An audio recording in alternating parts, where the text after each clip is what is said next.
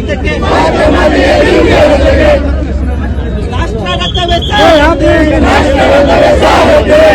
ಭಾರತ್ ಮಾತಾ ಕಿ ಜೈ, ಭಾರತ್ ಮಾತಾ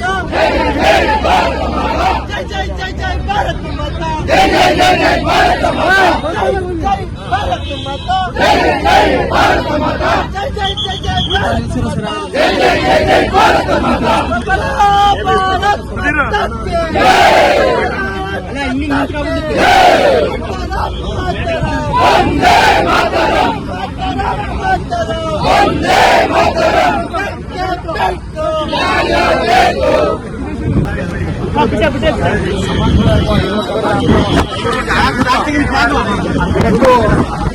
ಒಕ್ಕೂಟದಿಂದ ವ್ಯವಸ್ಥಿತವಾಗಿ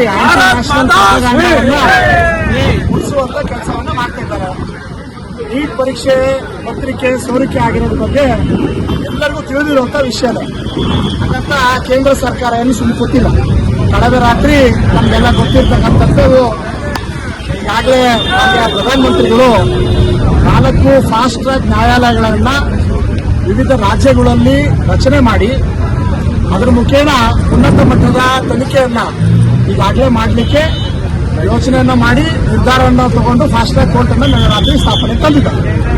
ಅದರ ಅಡಿಯಲ್ಲಿ ಇವತ್ತು ಅವರು ಮಾಡಿರುವಂತಹ ಆರೋಪಿಗಳು ಯಾರೇ ಇರಲಿ, ಅವ್ರು ಎಷ್ಟೇ ಬಲಿಷ್ಠವಾಗಿರಲಿ, ಅವರಿಗೆ ವರ್ಷಗಟ್ಟಲೆ ನ್ಯಾಯಾಲಯದಲ್ಲಿ ಅವರಿಗೆ ಕಾಲಹರಣ ಆಗದಿರುವಂತ ಕಾರಣಕ್ಕಾಗಿ ಅವರು ತ್ವರಿತವಾಗಿ ಅವರಿಗೆ ಈ ಒಂದು ಪ್ರಕರಣದಲ್ಲಿ ಇತ್ಯರ್ಥ ಆಗಿ ಏನು ವಿದ್ಯಾವಂತ ನಮ್ಮ ಪ್ರತಿಭಾನ್ವಿತ ವಿದ್ಯಾರ್ಥಿಗಳಿದ್ದಾರೆ ಅವರಿಗೆ ಯಾವುದೇ ಪರಿಸ್ಥಿತಿಯಲ್ಲಿ ಅನ್ಯಾಯ ಆಗಬಾರ್ದು ಅನ್ನೋ ದೃಷ್ಟಿಯಲ್ಲಿ ಈಗಾಗಲೇ ನಿರ್ಧಾರವನ್ನು ತಗೊಂಡಿದ್ದಾರೆ.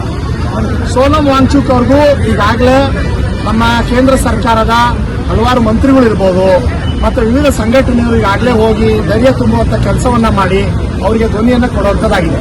ಆದರೆ ಇದನ್ನೆಲ್ಲ ಆಂಟಿ ನ್ಯಾಷನಲ್ ಪ್ರೊಪಗಂಡವನ್ನ ಇಟ್ಕೊಂಡು ನೀವೆಲ್ಲರೂ ನೋಡಿರ್ಬೋದು, ಅಲ್ಲಿ ಇರ್ತಕ್ಕಂಥ ಸ್ಲೋಗನ್ಸ್ ಬಂದಿರತಕ್ಕಂಥ ವಿದ್ಯಾರ್ಥಿಗಳು ಬಹುತೇಕ ಯಾರು ನೀಟ್ ಬರೀದಿರೋರು, ನೀಟ್ ಫುಲ್ ಫಾರ್ಮ್ ಅನ್ನೇ ಗೊತ್ತಿಲ್ಲದೆ ಇರೋಂಥವ್ರನ್ನ ಎಷ್ಟೋ ಜನ ನೀವೇ ಮಾಧ್ಯಮದವರು ಹೋಗಿ ಅವ್ರನ್ನ ಇಂಟರ್ವ್ಯೂ ಮಾಡಿದಂಥ ಸಂದರ್ಭದಲ್ಲಿ ಕೇಳಿದಾಗ ನಮಗೆ ಕರೆದಿದ್ದಾರೆ, ನಾವು ಬಂದಿದ್ದೀವಿ.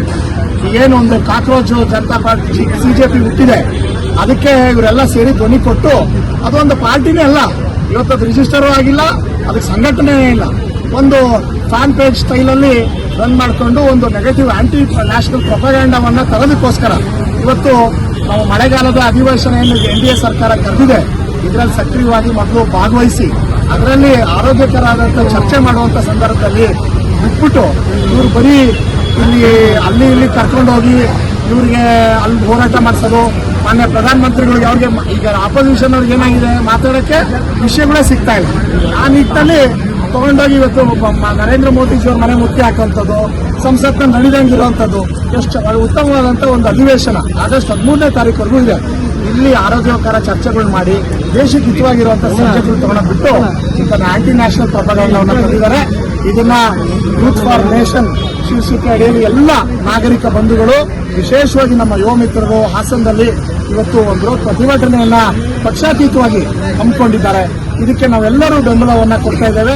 ಜೊತೆಗೆ ಈ ಧ್ವನಿ ಎಲ್ಲಿವರೆಗೂ ಇರುತ್ತೆ ಅಂತಂದ್ರೆ, ಎಲ್ಲಿವರೆಗೂ ದೇಶದ ಸಂವಿಧಾನಕ್ಕೆ ಆದ್ಯತೆಯನ್ನ ಕೊಟ್ಟು ಅದರ ಗೌರವಿಸುವಂತ ಕೆಲಸವನ್ನ ಈ ND ಒಕ್ಕೂಟ ಮಾಡಲ್ಲ, ಅಲ್ಲಿವರೆಗೂ ಈ ಹೋರಾಟ, ಈ ಧ್ವನಿ ನಿರಂತರವಾಗಿರುತ್ತೆ ಅಂತ ಈ ಸಂದರ್ಭದಲ್ಲಿ ಹೇಳಲಿಕ್ಕೆ ಬಯಸ್ತೇನೆ.